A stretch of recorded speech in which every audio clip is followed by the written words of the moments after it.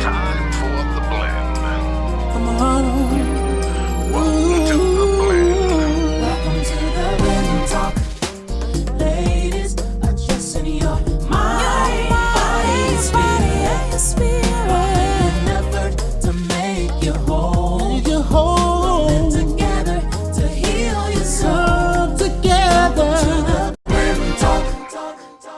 Welcome everyone to the Blend Talk. I am one of your co-hosts, Jewel Diamond Taylor, also known as the Self-Esteem Doctor. I welcome you. Call your friends. Let everybody know that we are Black on. We are here for you today. I am a conference speaker. I'm an author. I'm a wife. I'm a mother. I'm a grandmother of my dear Cody.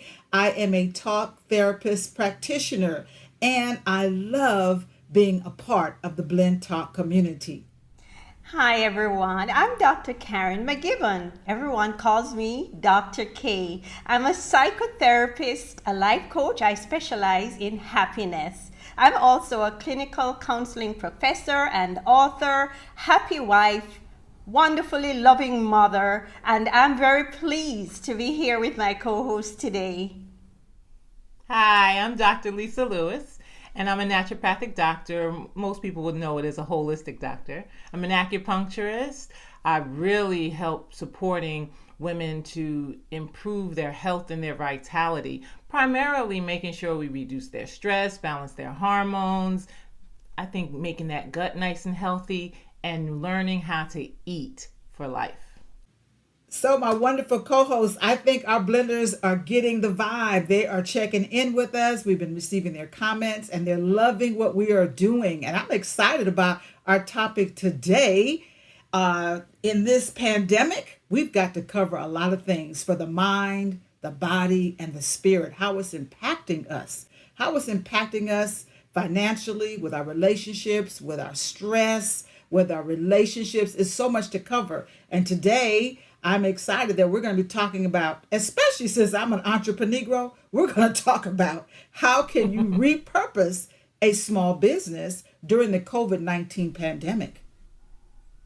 Yeah, this is so challenging. It's been such a challenging year for people. Like, it's been a year that most people would never have imagined for their businesses. Absolutely never. Like, everything closed, people struggling to pay their bills, struggling to eat.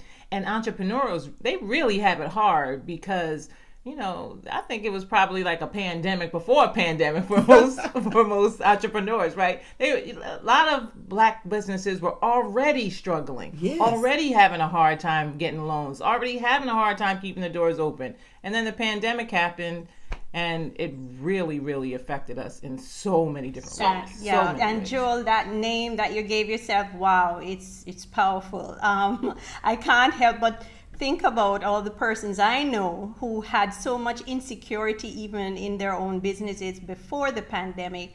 And then after, they just didn't know what to expect and all the anxiety and stress it caused. I really saw a lot of that. I'm an entrepreneur myself. I'm so grateful that I was able to look at ways of just making this time work for me. But today is so important that we're able to talk about what the possibilities are, especially for persons who just haven't gotten a handle yet on what to do. Yeah. Yeah, we were finally seeing the numbers climb of Black business owners, especially women. And so now they're sliding back down the mountain and wondering how they're going to climb back up the mountain and have access to funding. Now, listen, everybody's not in the same boat, but, we're seeing hairstylists and we're seeing clothing stores and we're seeing restaurants and we're seeing small businesses having to fold. It is so sad to drive by and see businesses boarded up. Our bookstores is so much of an impact, and we don't want to ignore them. We don't want to minimize this. We want to put a spotlight today on how we can survive this pandemic as African American business owners, small business owners. Maybe only, like me, I wear many different hats. Maybe you only have 2 or 3 employees and you're wondering how you're going to pay your employees, or you can't pay them. You can't pay the lease on the building. You can't get a loan. Your credit is now being compromised. It's a lot to uncover today. And there's so many challenges, I think, because we think of the business owner, but what about the employees? Yes. It's been losing their Exactly. jobs. Many families already had only one person working in the household. Kids had to come back home because there's no jobs for children and no jobs for teenagers, no jobs for young adults. It's been really challenging, and I think one of the biggest issues for the Black community is coming up out of it, like taking the opportunity now to try and come up with some solutions, because we've been suffering for so long. This pandemic just pushed us even further down. So we don't want to have to start there anymore. We want to get up here and start up here, right? Instead of being down on the bottom. And that I think that we have a great opportunity to do that work now. Hope is what it's about here. This show, I really am looking forward to it because I really want persons to know there is hope.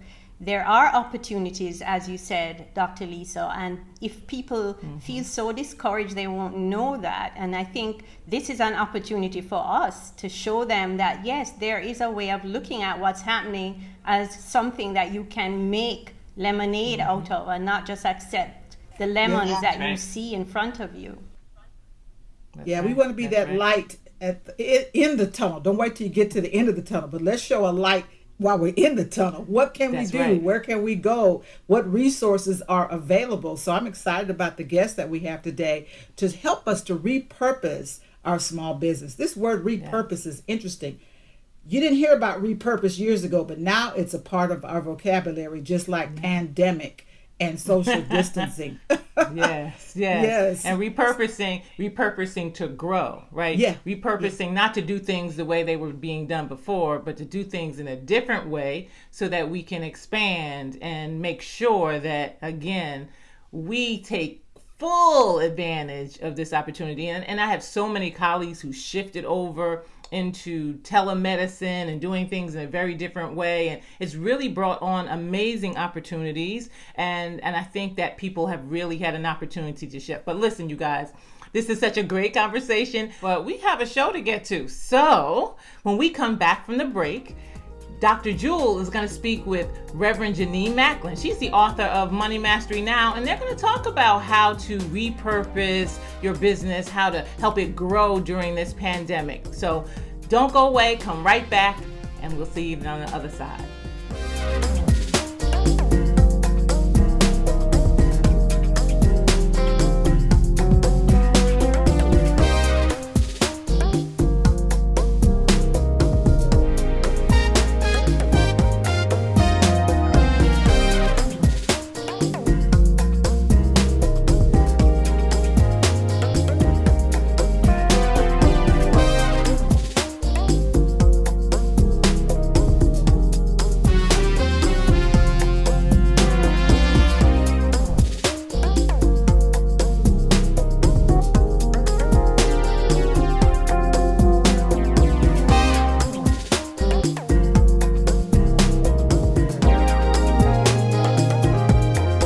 Time for the Blend Talk.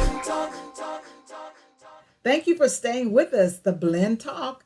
I'm Jewel Diamond Taylor, the self-esteem doctor, and I'm so excited that we're exploring ways to repurpose small businesses during COVID-19. And with me today is a wonderful guest, Reverend Janine Macklin. She's an author, a transformational life coach. She's a CEO. She's the author of the book, Faith of a Mustard Seed and Money Mastery Now. So thank you for being with us today, my sister. How are you doing?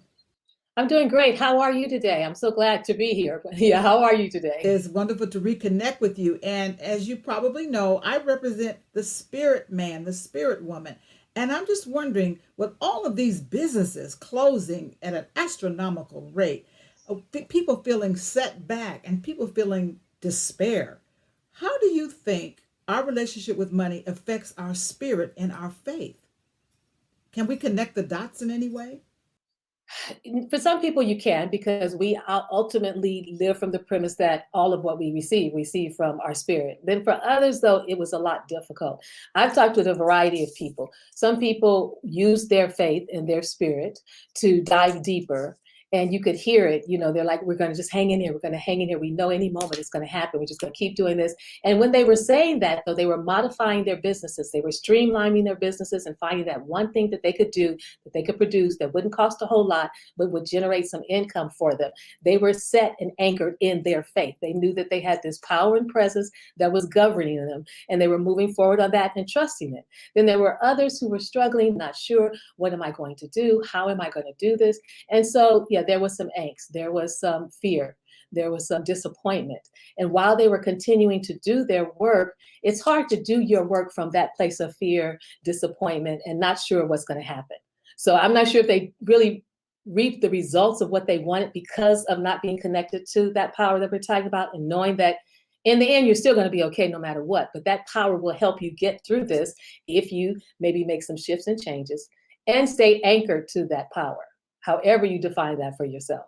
Yeah, I think a lot of people can sometimes fall into what I call a God gap, where everything is moving forward, and then all of a sudden, boom, we run into this wall of uncertainty and loss and despair and sorrow. And we want to speak to our blenders about maintaining that hope and that sense of determination. Even when you think about those terms like self-determination and I'm going to make it, I can do it.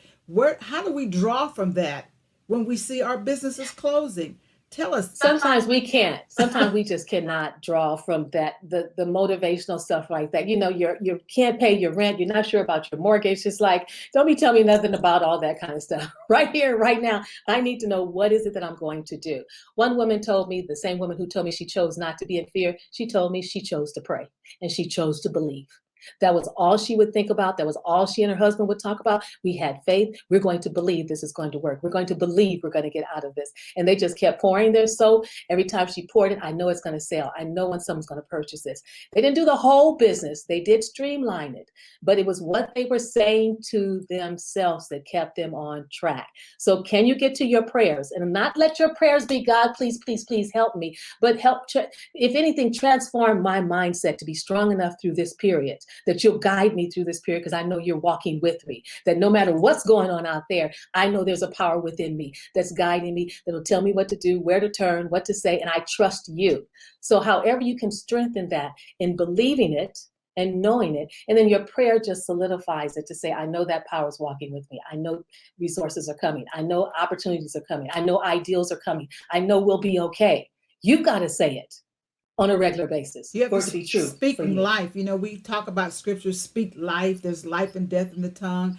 God is the wind beneath my wings. Be transformed by the renewing of your mind. And I know even for me, I had to make those words come alive. I was tested. Do I believe what I've been reading? Do I believe what I'm saying? And here comes this pandemic, and I've got to speak life into my business. I've got to speak. And you have it as your foundation, Jewel. But think of the Absolutely. people who don't have it as their foundation. Yeah. So they're really struggling trying to connect. I remember one guy saying to me, I've never been in this situation before. I said, don't you have a freezer in your garage to have extra food? He's like, no, we didn't do that. I'm like, we grew up knowing you always have a freezer to put the extra food in case something happens. So the people who don't have it, what I say to them is go outside and look at the tree. And there's a presence that's putting every leaf on that tree. And go outside and look at your grass. And there's a presence that's pulling up those leaves and those blades of grass. And that is the presence that's breathing your breath.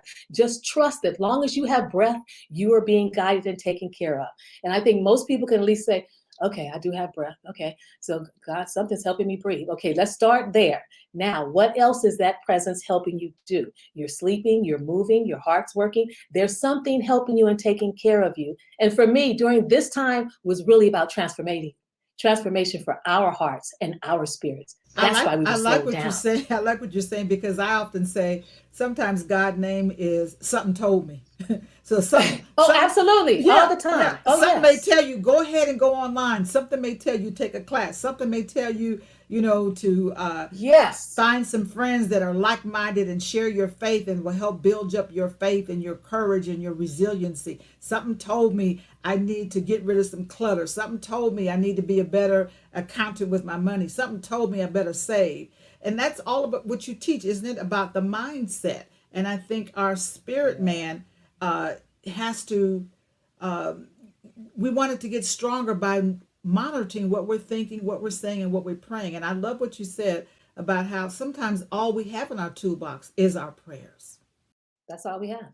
And what you believe. So what do you believe? Do you truly believe that there's a power and presence that's, beating your heart and breathing your breath? You don't have an oxygen tank, so something's taking care of you. So, I help people break down to the least common denominator of look at how magnificent you are and what's happening for you without your even being concerned about it. So someone's breathing your breath and beating your heart. Okay, you have that covered. Now let's look at the mindset. What are you willing to think is possible for you? It's possible for me to sell fruit and people will buy it. It's possible for me to clean out all the clothes in your closet you're not wearing and have a yard sale and there's some more money for you. It's possible for me to sit down with some person and maybe we come up with an idea of what we can do together and we put that out in the marketplace.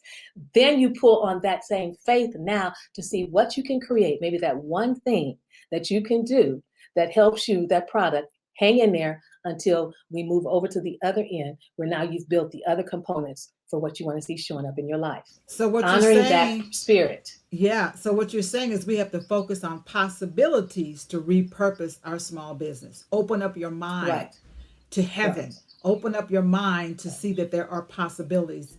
Reverend Janine, I'm so glad that you're going to be staying with us to speak with Dr. Karen to continue this conversation about repurposing our small businesses during COVID-19. Blenders, stay with us.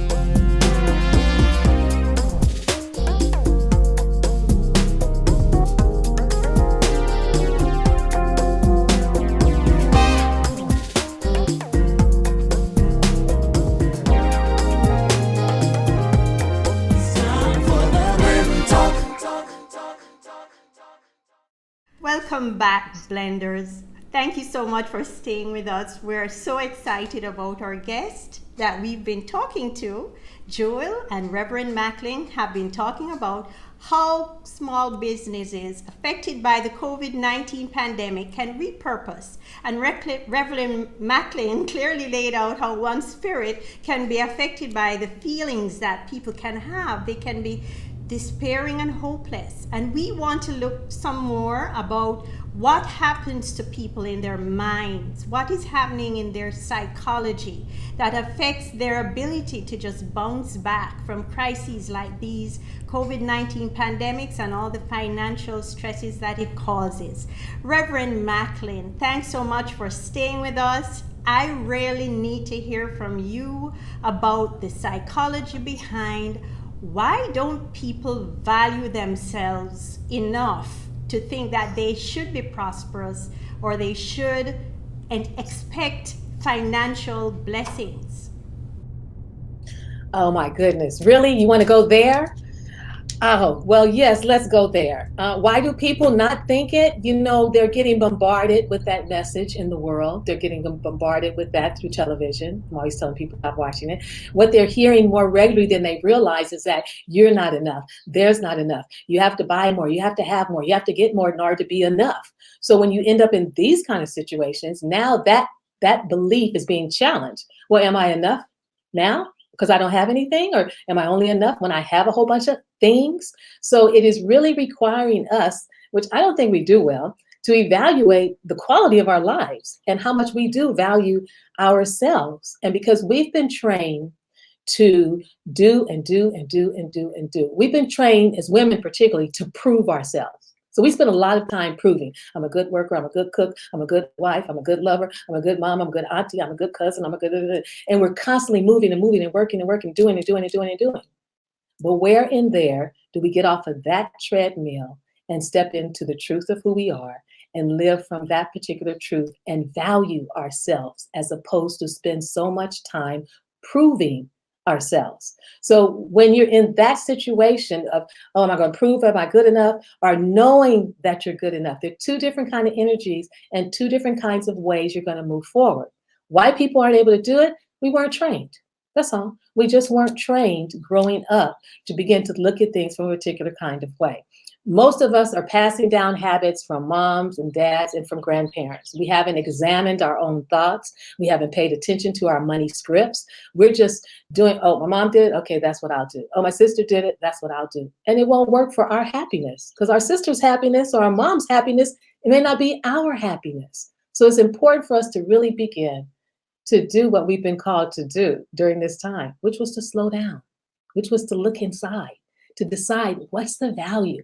I had so many dads walking around with their sons and their daughters in my neighborhood that I had not seen in the 12 years I'd been here. So many families connecting and working things out together, neighbors working things out. And when you can do that in community, that's where you can find out and listen and say, they need this, they need that. Now you may have an ideal for a product. And you can go right back to those same people with the product and they'll buy it and then share it to others. So it's so important to be willing to connect with others, like-minded people that are going to really help you maintain this mindset that it's possible.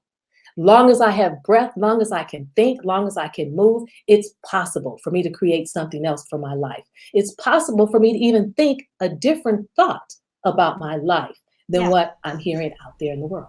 You know, Reverend Macklin, I listen to you talking. I can see how inspired you are and how much you believe what you said. I happen to know that you didn't always think this way. And there are people who listening to you right now, you know, they're thinking, okay, easy for her to say, she's successful. But I know you had to go from one place to the next. And I'm hearing you say that there were patterns of thoughts and beliefs that you believe people have inherited and just followed through on. Did you feel like you had to reach a place of rock bottom desperation to know that there must be something else? Is that what triggered that change in how you valued yourself? It was a rock bottom. You're absolutely right. It was a rock bottom. I had gotten myself into debt, and I've been in debt from college, though. I didn't know anything about credit cards when I got it, and I was so proud to have a credit card because nobody else had one. Well, by the middle of 20s, I'm in debt, $20,000 in debt. So, and I don't know what to do. And I'm not talking to anyone because no one's talking about it. Women don't talk about money. It's some secret or whatever. We all have the same problems, but we don't talk about it. So I've got to figure this out on my own. And I am beating myself up. I am in tears. I'm telling myself how silly I am. What are you doing? What are you thinking? You know you can make better decisions than this. And it's funny, I always say that the first workshop I started and created was From Fear to Faith, because I was in so much fear. And 2 weeks on fear, 2 weeks on faith. And teaching the course helped me move. It helped me pick up the phone and call the creditors and listen to all the stuff they had to say about you're not doing what you're supposed to do and you signed the paper. Blah, blah, blah.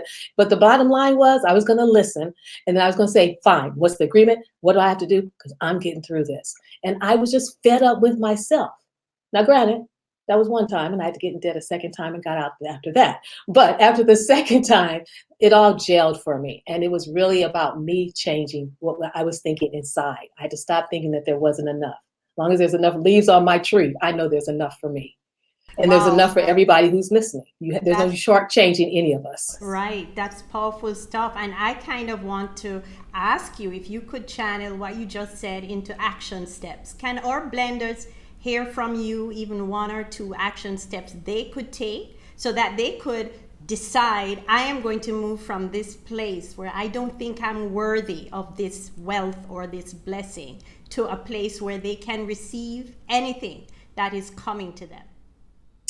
Good question. So when we don't think we're worthy, we haven't really tapped into our own sense of value. So if you would do this, if you could take some time by yourself and just sit and even ask your own self, what are the things that I do that are good?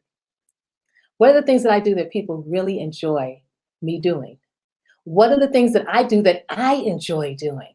Because when you find what you enjoy and you put your whole heart and your energy behind that, that will expand because it's connected to your heart. So begin to just look at, okay, so first of all, where are you? Because I always tell people, look at where you are, where it is you want to go. Write that down. Where are you? Where is it you want to go? You're in disappointment, frustration. So you want to move over here to a sense of happiness and joy. Okay, what are some of the things that make you happy? What are the small things that make you happy? Is it laughing or playing with your kids?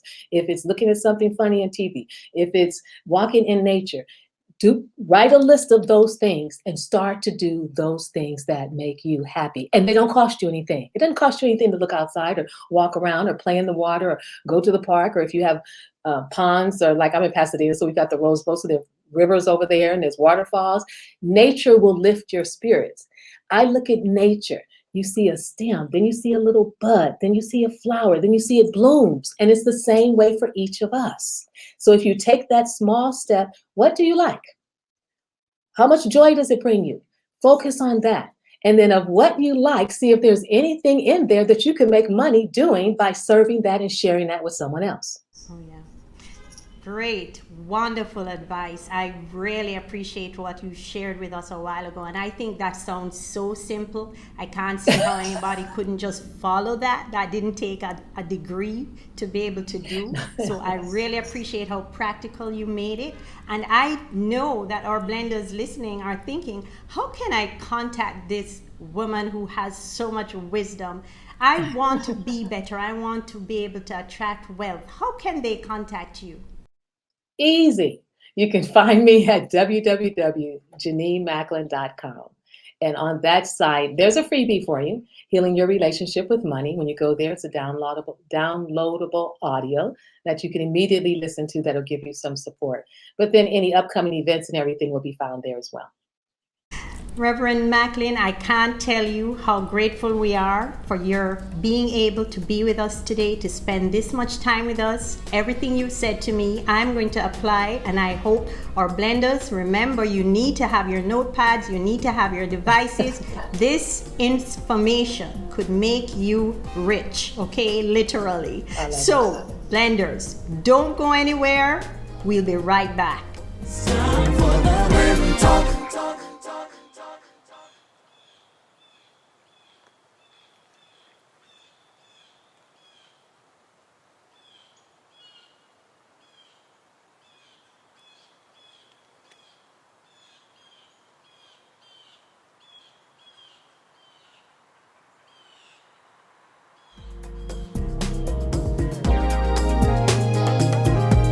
It's time for the Rim Talk.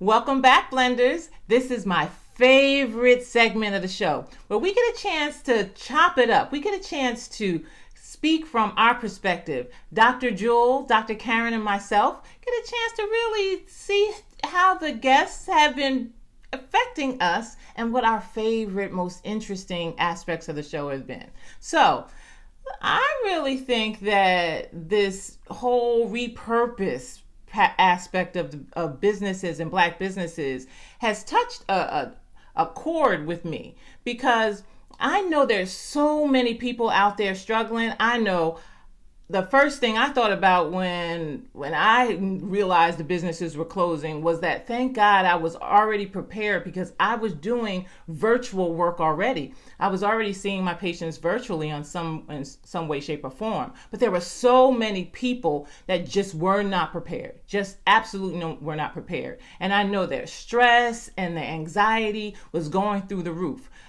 Have you guys had any experiences with any of your patients or any people in your lives that have had some challenges with their business in this pandemic?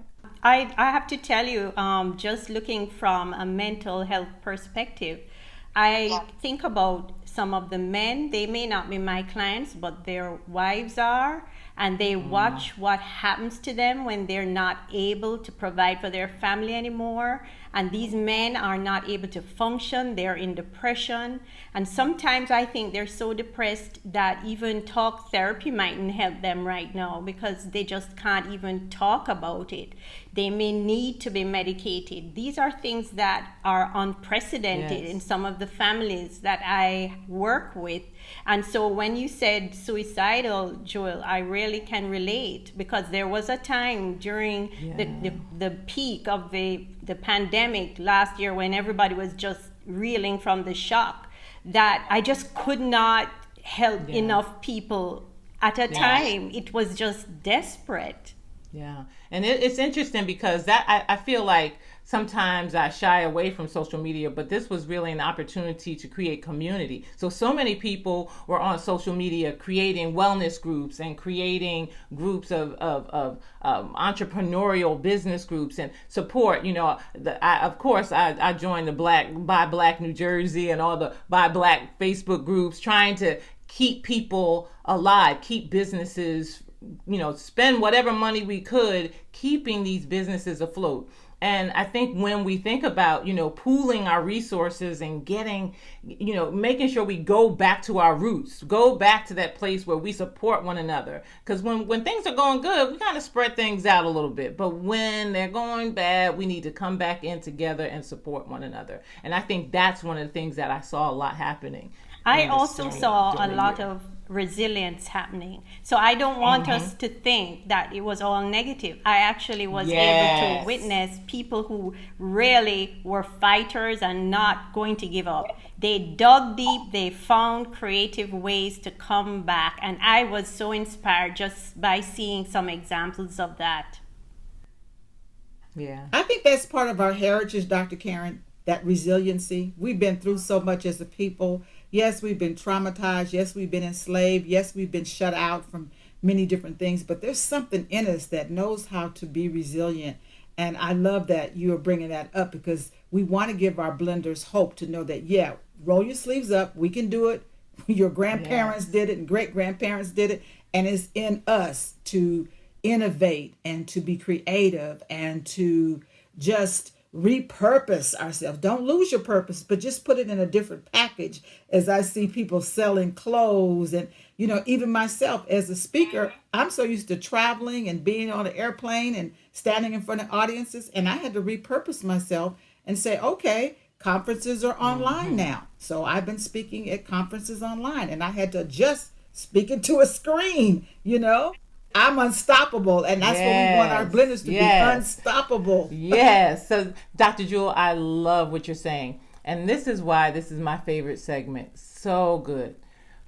Coming up later in the show, though, we're going to be talking to a woman completely standing in her purpose. This is the NEMA Spotlight. And NEMA stands for Nutrition, Exercise, Meditation, and Attitude.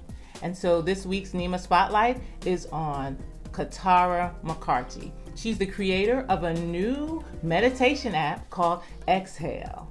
And this app is amazing because it's created specifically for Black, Indigenous women of color.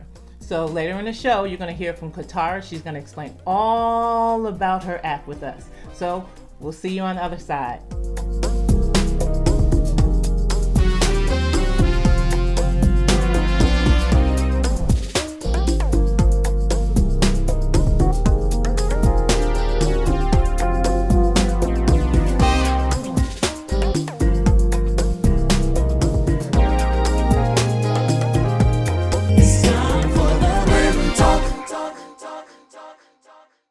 Welcome back. Thanks for staying with us. I am Dr. Jewel Diamond Taylor, co-host with the Blend Talk.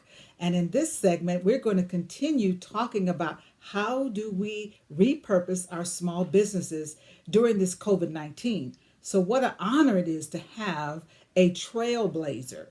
Miss Terry Williams is the COO and president of One United Bank here in Los Angeles, California. She is all about creating Black wealth in our community and increasing financial literacy. She's the author of the book, I Got Bank. And this talk is going to explore the inequities of having access to funding. There are so few Black-owned banks, and One United Bank is the #1 Black bank in America. You got to take notes. This is going to be very informative and eye-opening, because as a people, we suffer from a lack of funding, a lack of information. We've got to build generational wealth. She's going to talk with us about how we can build long-term lasting strategies to create more wealth. We want to talk about why are we not trusting Black banks? Why are we hiding our money under mattresses? Why is there discrimination? It is on the table now, the alarming redlining and issues that are keeping us from having financial wealth and financial literacy. So I want to thank you, Miss Terry Williams, for being a trailblazer. I am inspired when I see a woman of color with such leadership savvy and skills. I know you're working hard on our behalf. I'd like to welcome you today. Thank you. Thank you for having me. It's really great to be here. We want to talk about this situation, especially during the pandemic. How are we going to repurpose our small businesses when we already have been behind, when we've already had inequality, access to funds? Can you tell us how One United Bank is furthering this cause and helping us to build more financial literacy? Yeah, no, thank you for that question. And it is something that is near and dear to my heart and is part of our mission. I think the first thing that it's important for us to recognize is the wealth gap, and the fact that we are in this situation isn't something that we did to ourselves, but was something that was done to us. And, there's I guess I would say some myths in our community about, why we have less money or why we're not as successful as we are. Not recognizing that we had 250 years of slavery, 100 years of Jim Crow, and that as Black people, we've only been legally free for 50 years. So when you think about it, 50 years, that's when the Civil Rights Act, the Voting Rights Act, were passed, was just 50 years ago. So we really come a long way given the hurdles that we had to overcome in order to be where we are today. And it is, and the reason that that's important is because our number one thing is that we need to vote. And we need to vote so that we get public policy that really addresses systemic racism. But there are some things that we also can do for ourselves. And when I say that, it's voting matters, public policy matters, but it takes a long time to get the right public policy. And so what we can do for ourselves is really to focus on, as we call it, one transaction. Focus on one thing that you can do for your family that's going to build generational wealth. And one of those options is having a profitable business. The good news today is, given the digital age, that it is much easier today to start a business, to have a business, to expand a business than it was years ago, where you had to actually have brick and mortar, where you had to have, stores and, in our cases, branches. So we're a digital bank. We're the only Black-owned digital bank, and we have customers from all over the country that bank with us. And the reason that we can do that is because of our digital platform. So it's really two steps, one, vote, and then two, focus on the one transaction that you can do that's going to build wealth in your family. Profitable business is one of them. It could be investing. It could be ensuring that you have a will or that your parents have insurance. There are many things that it could be, but it's really focusing on at least one. So when I hear you talk about all we have to do is start a business, but what about those that did start one? What are your insights and suggestions when you're trying to repurpose now? What are some Yes, examples yes. that you've seen? Those that are banking with you that repurpose their business, they had to start all over again. Their business, they can't pay their employees, they can't pay the lease on the building, on the property. So yes, and we have seen that. And I will say that, one of the great things about our community is that we're incredibly creative. Um, and that a lot of the repurposing that's going on is sort of rethinking how we are running our business. And I'm going to use an example. There's a firm that was an event planning firm. And at the beginning of the pandemic, all the events were canceled. And so this event planning firm learned how to do virtual events and started offering services to organizations such as One United Bank that, actually moved from in-person events to virtual events. That's just one example. I'll give you another example, is that there's another business that was selling quilts, and she started to sell masks. It's the same techniques of, sewing that she used for her quilt buying business, but she got a ton of business because she started creating these, beautiful masks that, during the pandemic, a lot of us wear and a lot of us use. So part of it is sort of not getting stuck in terms of how you thought your business was going to evolve and really pivot to something that's going to work in a new environment. It's also important to not allow other people to define your success. Again, I'm going to use One United Bank as an example. A lot of people were saying to us, hey, when are you going to open up a branch in Atlanta or Detroit or many places around the country? And we made the decision that we wanted to invest our dollars in technology, because to open a branch is a cost about $500,000 a year just to run a branch. And we're glad that we did that. But it was very difficult, over the past many years, where people were asking us, to open up a branch in their community. And we would say, hey, we're already in your community. You can bank with us online. When the pandemic happened and nobody was going into branches, they started to come to us and our customer base doubled. So, sometimes it's sort of thinking outside of the box and saying, okay, this is, how either I envision my business to grow, or this is how others envision success for me. But I have to pivot in this environment and recognize that having a digital platform is key to success. I have a quick question about the shift from the brick and mortar to the virtual, because as a doctor, many of us started to shift from brick and mortars to telemedicine and doing virtual work. But the processes are a little bit different. So as far as banking, how do you support that shift, that change from how we do business physically as opposed to how we do business virtually, like as far as transactions, as far as credit card processing, all of that?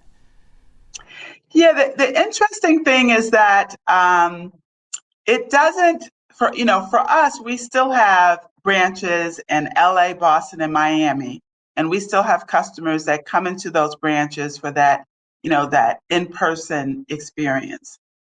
But we also have a huge part of our community that doesn't live in places where there, for instance, are a lot of Black people. I was just a few weeks ago, I did a Zoom call with the Black Alaskan Chamber of Commerce, Anchorage, Alaska. And there were all these Black people, in the Zoom call. And I was like, oh my gosh, I should take a picture. Because people don't think, we're in Alaska, but there are a lot of places that don't have, that aren't LA, that don't have, the benefit of having a lot of Black folks. And yet they still want a Black experience. So, it's possible that, you may not have all or the same type of customers or customers in the same places that you had before that, came into your retail shop. But you get new customers that are looking for the experience and yet are looking for your goods and services and don't have access to them where they live. This information is so good. I wish we had a lot more time to talk with you, but are there any initiatives or conferences or any type of training coming up that our blenders could learn about and have access to upgrade our financial literacy and overcome this distrust and not understanding the importance of recycling our Black dollars? Yes. Yeah, we have two great things that are happening right now. All right. One is that we have what we've called the One Transaction Financial Literacy conference. I was going to say conference that's taking place on Juneteenth. That's June 19th, 2021. If you go to oneunited.com, ONE United.com /one transaction, you can sign up. We have great speakers, including Tiffany Haddish, Damon John, Sharon Epperson, Michelle Singletary. I can go on and on. Tiffany, the Budgetnista, Alish, that are going to educate our community on managing our money. Those are some So that's great one thing you can do, and it's free. Yes. What's that? Those are some great headliners. I'll be there. Very good. Yes, Very yes, good. and it's free, and you don't have to be a customer. You can just join. So go again, oneunited.com/one transaction. And we also have a financial literacy essay contest for youth, for kids 8 to 12 years old. Again, go to oneunited.com/book, and you can find out about that contest. Your child or grandchild could win $1,000 savings account from One United Bank. All right. And so we love recognize we need to start us early. And it's a fabulous program where, kids read a book. They could read my book, which you can download for free, and learn everything that you need to know. I say, kids read the book, they will learn everything they need to know about money at 8, 9, 10 years old. That's good. Or you can read another book. They can read another book and do an art project or an essay contest and win $1,000 savings account. So those are two things that you can do, today, right now. Right now. This has Right been now. so great. You are a treasure in our thank community, you. and I am so proud to have this time to talk with you. Thank you for sharing with our blenders. And blenders, please support what Miss Terry Williams is all about, creating Black wealth Yes. and closing the gap. Now, blenders, stay with us. Continue taking notes. Time for the Blend Talk. Time for the Blend Talk.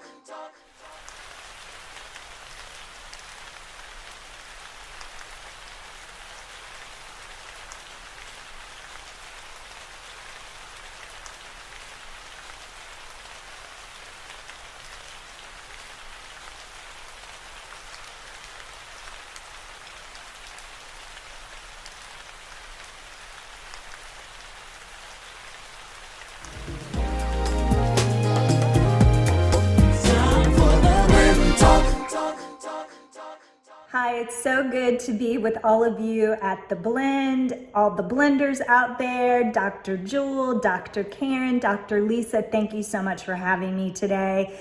As you're talking about how to repurpose your small business, I know all about that because during the pandemic last year, I lost over half my clientele. I'm a personal development coach, organizational coach, public speaker. All of that came to a screeching halt because of the pandemic and being quarantined. And I was trying to manage my stress, my anxiety, and reaching for apps to do that. And we began to hear how the Black community was being impacted disproportionately due to COVID. And then on top of that, the killing of Ahmaud Arbery, George Floyd, Breonna Taylor, and others was just playing out in our news feeds, playing out in the news cycle. And it was just bringing a lot of stress, anxiety, trauma to the Black community. And I have a Black mother who is elderly. I have my sister who is a social worker on the front lines. I was highly concerned, highly worried, like many of us, and felt just a sense of uncertainty as well. And as I was reaching for apps that I normally reach for to manage my stress, to manage my anxiety, I realized that there weren't apps that spoke directly to me as a Black woman. And the apps that I was listening to was completely out of step, completely out of touch with where the Black community was during that time. There was a sense of overwhelming grief, a collective grief, hopelessness that my community was facing, that our community was facing. And so I got the idea to create the very thing that I was looking for, an emotional well-being app that helped Black, Indigenous women of color manage everyday stressors, but also how to manage our stress and our anxiety and trauma brought on due to systemic racism. So I got to work during the spring, during the summer, writing meditations, recording meditations. I went in my closet and recorded meditations and breathwork techniques. I got my family on board. My husband started helping me to figure out how to create an app, because we're not app developers. We're not necessarily techie people. And so we got to work figuring that out. My daughters got on board helping me to create the aesthetic of the app. My youngest daughter took all the photos of our beautiful model Imani, and my daughters also helped me to narrate the app, because we wanted Exhale app to be an app for us, by us. Again, we wanted it to reflect our stress that we have to manage because of systems of oppression that's out there. And so when you open the app, you're gonna see a beautiful Black woman, femme, in the app. You're gonna hear our voices that speak directly to our oppression. Representation in the wellness app industry is very important. If we go to just a regular meditation app, they're normally narrated, curated, owned by non-people of color. And those spaces and places aren't always safe for us to show up to. And we don't always feel seen in those spaces and in those places. And it's important for us to be able to show up to a wellness space fully, bring all of ourselves, where we don't have to hang up part of who we are at the door. We're able to bring all of ourselves, and you're able to bring your full self to the app. There's representation there. We help you to partner with you in your emotional well-being journey. We have meditations, breathwork techniques. We have coaching talks. I'm a coach, so I give coaching tips. We have daily affirmations, notifications that hit the user's phone every day to encourage you in your well-being. We have amazing resources in this app. We are in 45 countries right now, which is really exciting. We launched last August, again, in the middle of a pandemic. And my why is to really partner with Black, Indigenous women of color in their well-being. Again, our stressors are unique, and we have to get that stress, that anxiety, and that trauma out of our bodies. And so, Exhale app's out there. It's in the App Store. It's in Google Play. It's free to download, free to use. Spread the word. Again, thank you so much for having me on The Blend. It was great to be with you all. And until next time. Katara McCarty and that Exhale app are powerful, and I am looking forward to spending some time using it. But you stay tuned, because there's lots more coming up on The Blend Talk.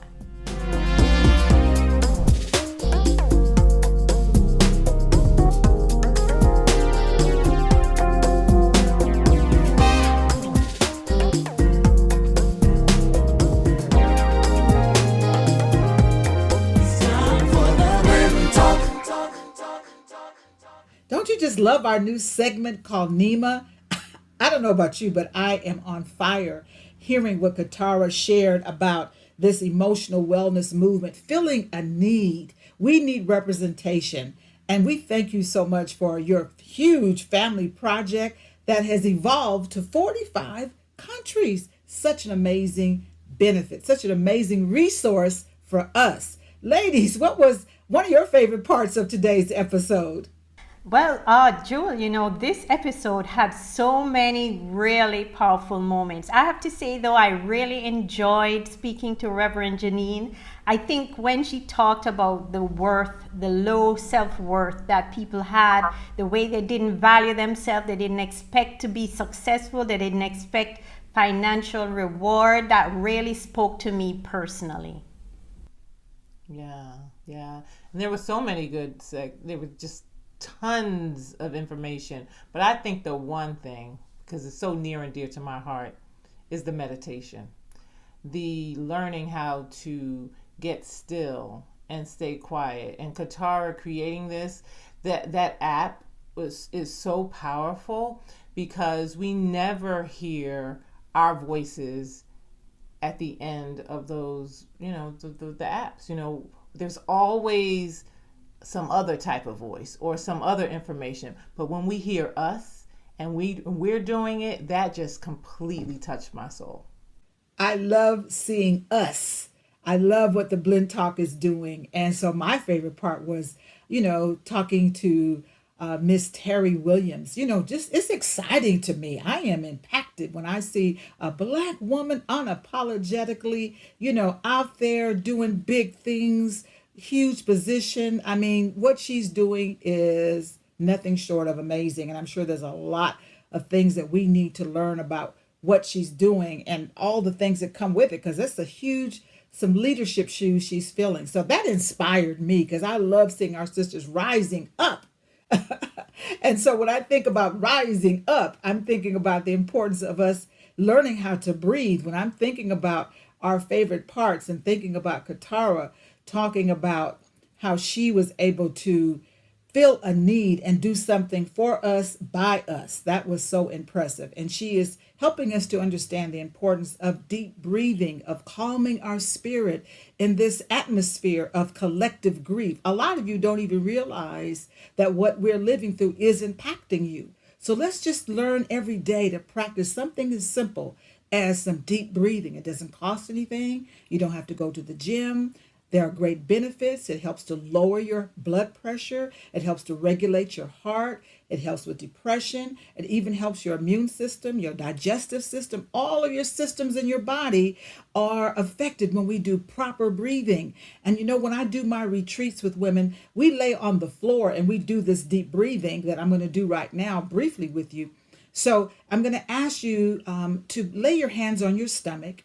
And what we do is we lay our hands on our stomach and we inhale. And as we inhale, the stomach blows up like a balloon. And then when we exhale, the stomach goes down as all the carbon dioxide and all the stress leaves the body. So let's just do a couple of those. Inhale.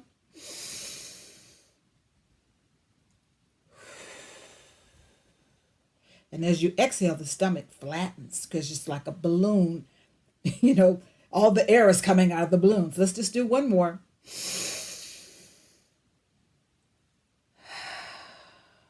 And when we do that, we call it sunrise and then sunset. That's just kind of an analogy to remind you of Mother Nature, that we can do our own sunrise and our own sunset. Listen, Blenders, it is always a joy to connect with you, to get your comments, to have to know that you are hitting the like button, you're hitting the share button, you're spreading the word. The Blend Talk is gaining some traction because of you. So won't you please continue to visit us on all of the social media platforms. Won't you please remember to take notes every time, because look at the quality of the guests that we have. Information, I'm telling you. So we look forward to seeing your comments, reading your comments. We look forward to just blowing up globally beyond locally. So we thank you for that. And always remember to visit with us every week on Wednesdays. I am Jewel Diamond Taylor, also known as the Self-Esteem Doctor, and I represent the spirit. And I'm Dr. Karen McGibbon, and I represent the mind. And I'm Dr. Lisa Lewis, and I represent the body. And you know what? Together, we represent the Blend Talk. Come back with us again next week. Mind, body, and spirit. Effort to make you whole. Coming together to heal your soul. Come to the Blend Talk. Ladies.